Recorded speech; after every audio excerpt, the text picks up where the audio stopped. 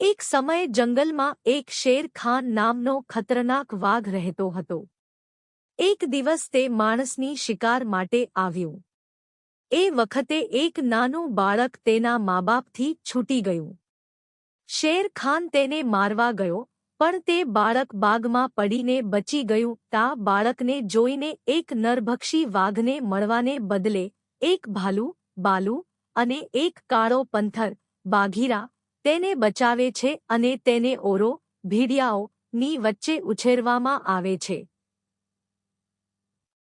આ બાળકનું નામ રાખવામાં આવે છે મોગલી. મોગલી એક માનવી હોવા છતાં જાણે કે તે પણ ભેડિયાઓની જેમ જંગલમાં રહેવા લાગે છે.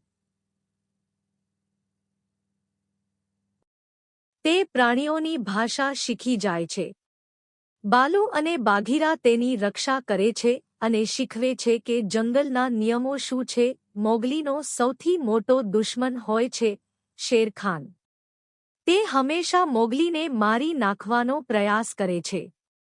પણ મોગલી મક્કમ છે, બુદ્ધિશાળી છે અને હંમેશા પોતાના મિત્રોની મદદથી બચી જાય છે. જંગલમાં ઘણા વર્ષો સુધી જીવ્યા પછી મોગલી સમજવા લાગે છે કે તે માનવી છે અને એક દિવસ તેને માનવોની દુનિયામાં પાછું જવું પડશે. ત્યારે તેનું જંગલથી વિદાય લેવી પડે છે. પોતાનું બાળપણ ત્યાં છોડીને તે માનવ ગામ તરફ વાળે છે.